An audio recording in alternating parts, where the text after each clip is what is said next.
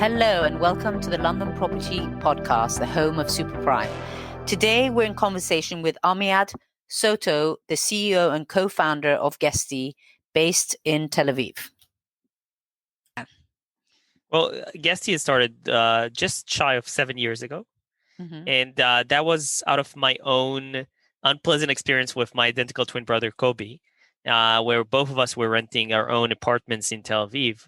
And while we were traveling, we tried to, rent our places on this new platform, Airbnb. I'm talking 2012.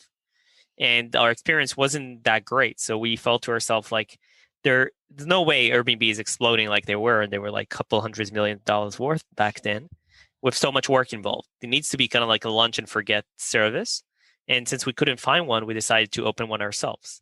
And with that, we talked to our friends, started servicing their apartments, and submitted our idea to Y Combinator, the same incubator that Airbnb graduated from. And we got accepted. Ultimately graduating and building Guesty, an end-to-end property management software that automates and streamlines the complex operational needs of any short-term rental business across all major booking sites like Airbnb, Booking.com, VRBO, and more. And today we have raised $60 million to date. We have offices worldwide, including in London. And we have users in over 80 countries these days, successful short-term rental businesses and the like. Fantastic. And what kind of data do you produce and share, and who's it mostly useful to? Yeah. So since COVID-19 hit, we have been reviewing our data very closely every couple of weeks to gauge travel patterns that occurred and ones that we see in near future.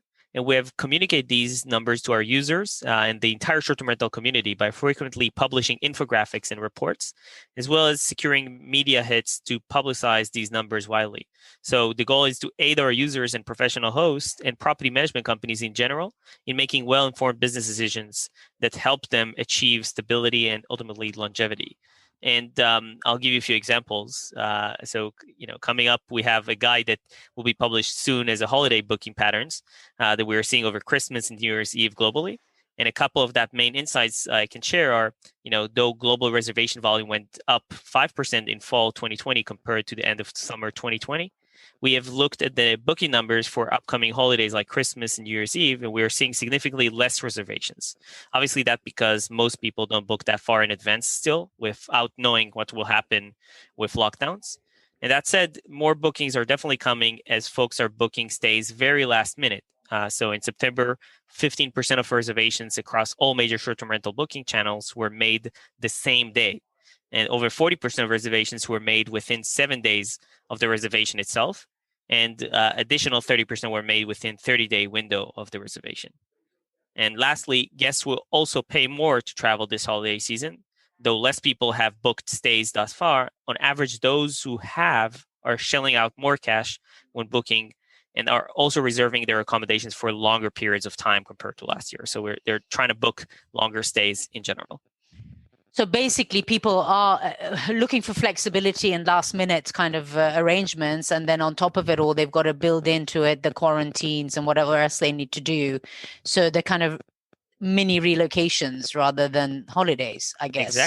Exactly. So whenever they have such lockdowns and things like that, they try to go away from their normal habitat into experience different type of scenery, maybe in the vacation areas, or maybe even just experiencing different city, what we call pretty much life shoppers. We call it, or city scrapers. So there's a lot of different types of travel. I will talk more about it later. Okay.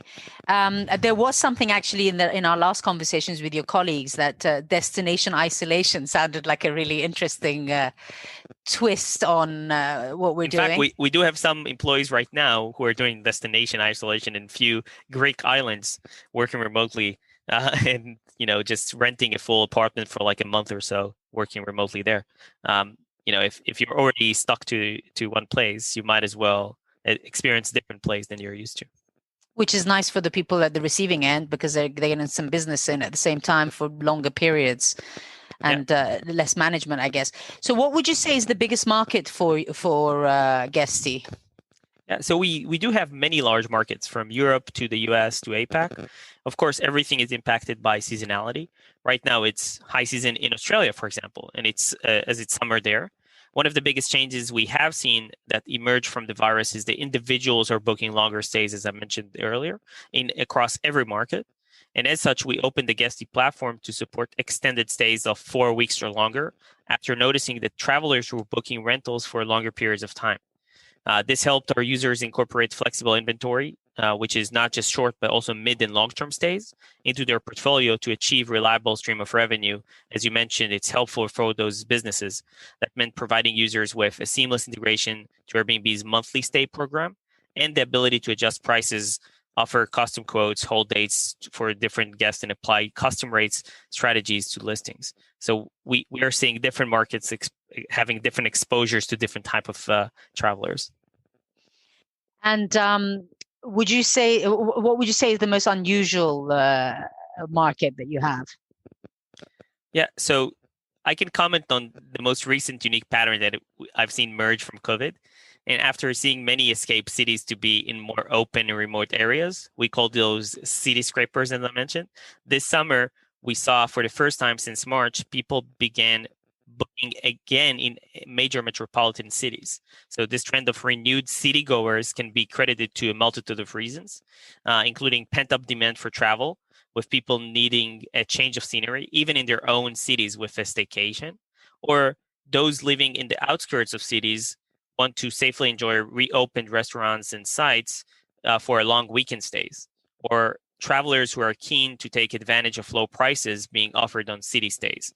Like normally in the middle of a city, it's normally multiple hundreds of dollars per night, and now you can find it at a much cheaper rate, and it allows people to experience different neighborhoods of their own city and maybe even try living in a different area altogether. So another pattern to note is that COVID has really resulted in redistribution of travel, especially domestically. Areas that have perhaps never gotten this much attention are suddenly super popular, and it's no surprise that rural tourism has become so popular as well. So it's interesting that people are still getting attracted to the cities, but different types of people at different price points. But we kind of miss that interaction with people. So I guess it's not going to change that attraction of wanting to go where the action is it? Even if we're all locked in. Yeah, and also don't forget, people are still celebrating their anniversaries or their maybe even a wedding or sometimes the birthday of their beloved one, and they want to meet with their close family. And sometimes the only opportunity is in a vacation rental where you can rent an entire place, which is much bigger than your normal apartment. So there's a lot of different types of travel who is being redistributed, and that's part of the reason that short-term rentals are actually experiencing an increase or of a recovery comparing to the normal hospitality industry.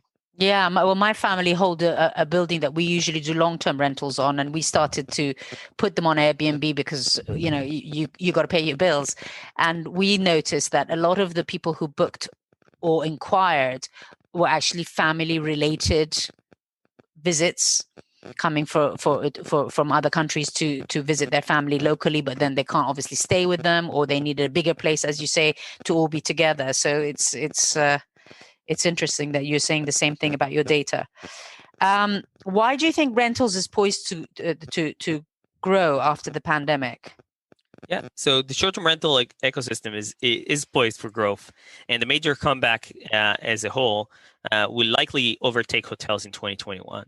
So opting for short-term rentals over traditional hotel stays this holiday season will be a trend we see among travelers, resulting in a larger community ultimately considering and booking alternative accommodations, not only in the near term, but also when the virus is the thing of the past, right? So here's why.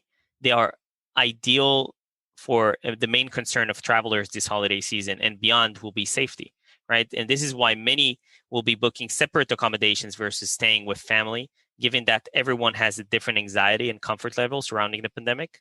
While some travelers are extremely cautious and follow guidelines strictly, others follow them loosely. So private rentals have lowered guest turnover, which already reduces the risk of exposure between guests significantly. And by nature, private homes have less high-touch surfaces in shared spaces such as elevator buttons or door handles than crowded hotels. And this, coupled with accommodations that limit human interaction, enable larger socially distanced gathering, will certainly be a deciding factor for holidays booking, as private rentals can be accompanied by outdoor space to host a festive dinner, for example, as well as a big kitchen to cook the actual meal in. Such accommodation is more suitable for high-risk dinner guests, such as the elderly, who can enjoy at a distance much more than a hotel environment could. And because of the aforementioned, I predict that many hotel goers will become short-term rental converts during the near term, and for the long term, in order to enjoy safe stays in the new destinations.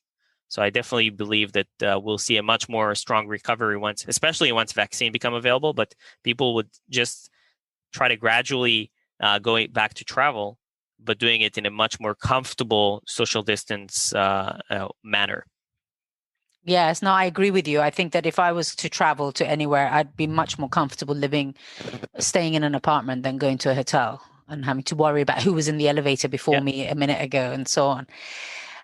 So also for those who don't know, obviously, Guesty enables you to manage your rental portfolio from one desktop and send it to all the different platforms such as Airbnb. How many of those platforms would you say there are, the main ones? Would you say there's a handful, 10, 20, 100? What are we looking at? So it really depends if you're looking at international OTAs, that stands for online travel agents, like Airbnb, Booking.com, and the rest, or you're looking at more regional, very niche OTAs, right? So they are very different. If you're looking at international ones, you have a handful. Sometimes there are more, but they are under the same umbrella of these, 5 big companies. And if you look at regional or niche ones, you'd find a lot more, like over thousands, right? And the reason there is because in many countries you would find, I'll give you an example, not just a dedicated one for a specific region, but a dedicated one for a specific region for a different type of persona. Like, hey, this is an OTA for maybe gay travelers, or this is one for people who go on bicycle trips. So this is very dedicated for bicycle trips across Europe, for example, or across a specific mountain that has a very big community for cyclists. So there's a lot of different types of OTAs that are having their niche market. And I think during COVID-19, these markets actually expanded because people are looking more closer to home and therefore are looking more domestically rather than the international websites that they are used to. So they have the knowledge to know where to look and find. And then how do people like these little operators find Guesty, or do you find them? How many of these OTAs are you actually connected to? Yeah, so we are connected to all the big ones, and we also have integration with channel managers that have connection to hundreds of those local regional ones.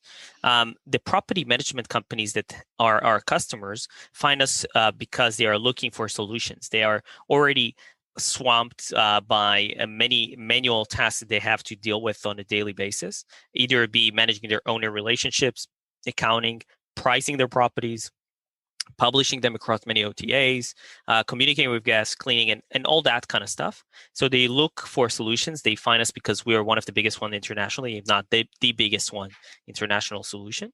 And we show them the demo of the product, and immediately they're hooked on the amount of time it saves them and the ability to not only save them time, but also expand their business. So a lot of these businesses started with Guesty with 5 properties and grew with us to over a couple hundred properties over time. So yeah, I mean, we came across Guesty because we've got properties of our own in Spain, and we needed to have a bit more control remotely, even if we've got people on the ground. So it was really interesting to see how many different things we could monitor from afar using your system, which admittedly I haven't signed up to, but I have started the process. So in your marketplace, monitor and automate as well. So we not only enable a lot of functionality, but also try to automate it to save you a lot of time. Yeah. So talking about that a little bit for people who are not as tech obsessed as I am, you basically you'll be able to put your properties onto Guesty and then manage everything from guest arrivals to automatic keys and price adjustments and so on. Can you tell us a little bit about the top sort of most fascinating bits that come in your marketplace? Yeah. So first of all, we try to make a product that is an end-to-end out of the belief that we've been a property manager ourselves when we started the company, and we felt there's way too many tools out there, and there needs to be one place that kind of like synchronize everything, so we don't have to juggle between 10 different tools. And the life of a property manager is super intensive, so you need to kind of like make it simpler dramatically. So for one, you don't just need to bring your properties to Guesty. Sometimes we can just connect to your Airbnb, pull your properties into Guesty, and automatically allows you to manage everything from there. Even across many Airbnb accounts, including many Booking.com accounts or whatever you have. Not only that, you can manage all your guest communication from one place, and not just on the channels themselves, but also on email, text messaging, and WhatsApp. So if you want to text a guest and ask them, hey, what's your estimated time of arrival? Or maybe even offering them an upsell of transportation from the airport, you can do all of it from the Guesty inbox, and even automate those tasks. So 2 days before arrival, you reach out to them and ask them to fill a form, or even offer them an upsell opportunity to have breakfast or have anything that they would like. So everything gets synchronized into one place and facilitate the life of a property manager across many domains. I gave you just the communication side, but there's also the pricing side. There's also the revenue management. There's also the analytics and accounting. And I can speak about our functionality for hours. Yes. But I just recommend people to go on our website and register for a demo, and that will be the best solution. And my favorite by far was the noise management one. Yeah, so we do have a full marketplace with around 100 companies there, and several of them are noise monitoring ones. So you have full integration into the reservation management. So the noise monitor knows exactly who is staying in the apartment and can monitor, if they cross a specific threshold that you set, and alert you about these are the guests, and maybe even automatically send them an alert. Hey, we're getting this much noise from the apartment, please reduce it dramatically, or we have to come by and maybe even take your security deposit or something like that. So yeah.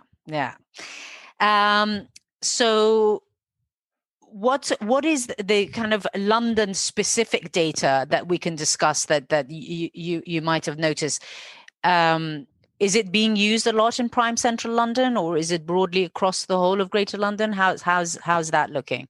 yeah, so I gave you information about all of Europe, and Europe boasted the most reservations in October compared to all other geos. In fact, October reservations volume in the EU was more than double what we're seeing booked in November and December combined in the EU. And the average length of stay sits at around 5.7 days, which is a longer average stay than we saw pre-COVID. The 8 European cities that has the most bookings for the rest of the year thus far are Whitby, UK. London is second. Santiago de Cacem, sorry for butchering that name, Portugal. Amsterdam, Copenhagen, Edinburgh in Scotland is sixth, and Paris in Hungary, Budapest, Hungary is eighth. So we're seeing a lot of reservation volume globally keeps increasing month over month. And in September 2020, we saw a 5% increase in reservation volume worldwide compared to August. That said, in the United Kingdom, saw a decrease of 14%, 1.4, in reservation volume, perhaps because the last month was heading into the second lockdown, which is what you're experiencing going to happen in Thursday. So, but we still got 3 of the top destinations in the UK on your list. So we're correct. still okay. We're still a destination that people want to come to. So is there any way that a long-term property manager could adapt the system to use it? Yeah. So in fact, when COVID hit, we looked a lot about what our customers are doing, and many of them pivoted their inventory towards mid-term stays and even long-term stays. And we have done, we are a startup, so we could change things really rapidly, and we've done all the modifications to our product to support mid-term and longer-term stays, even side by side with short-term stays. So sometimes you don't convert the entire inventory, but you do, hey, I'm going to do 50% of my inventory on long-term now for like 6 months, and then I'm going to do a monthly stays for this inventory and short-term stay for this inventory. So we support all of that under one roof, literally, and that brings our software to be the go-to place for flexible housing, right? So the go-to place for alternative accommodation. Fantastic. Is there anything that you think that we should discuss that I haven't covered? Well, I definitely recommend any property manager who is listening to reach out and ask for a demo.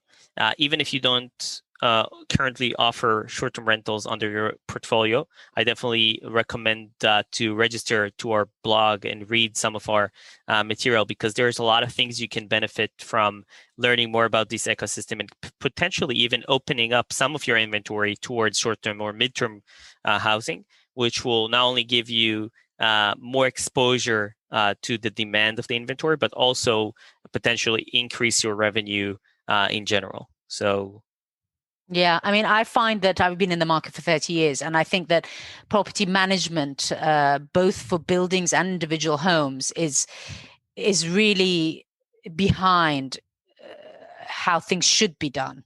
And, to give you an example, there was an American company who we were acting for, and they came to try and buy a property management company and then realized there aren't any. There's literally people do property management because they have to, but nobody really does it on a large scale, certainly when it comes to residential. And well, I think these days there are a lot more than they have been 30 years ago, and I think that part of it is the fact that technology offers a lot more, streamlined access to this type of property management, and also lowers the barrier of entry to anyone who wants to do property management as their business. And short-term rentals was also something very difficult to do 5 to 10 years ago. And then came companies like Guesty and simplified a lot of the workload that these companies had, and lowered the barrier to entry to any individual who is just starting with 5 properties, or potentially an enterprise with 500 properties. So anyone could be using Guesty to basically do this in scale. Okay, and when it comes to a corporate landlord who holds a portfolio of properties, it really makes sense for them to have 5+ properties to use the system. Well, I think if you have less than 5 properties, you are probably not a full-time business unless you manage your own properties there. And if it's not your full-time business, it does require some learning curve, and therefore some investment from your side. I would definitely recommend using a technology player like Guesty for a full-time business. And therefore, if you pass 5 properties, that's where it becomes more interesting to you. And if you pass 50 properties, you almost immediately realize how much you can gain from using a technology like Guesty. So. And can you do multiple locations? As in, if I was to sign up, which I am planning to, I would want to manage. I'm going to count on that, Furnace. Yes. I'm going to use it for a portfolio in London and also in Seville. So would I need to? So many of our customers are cross countries and even cross continents. So we support multi-currencies and multi-languages on our platforms. So that's not a problem at all. Great. Fantastic. And the fee for it is a percentage of the income? Yeah, so we definitely have multiple fee structures, depends on your scale and also how many modules you take from the product. So I definitely recommend people to sign up for a demo and talk to an account executive who can quote them on the exact modules that they care about. But it's either fixed fee per month or a percentage. We have both modules. So fantastic. Okay. Thank you to Amiad from Guesty, and we hope you enjoyed that as much as we did. If you want more information, you want to connect, email us info@londonproperty.co.uk.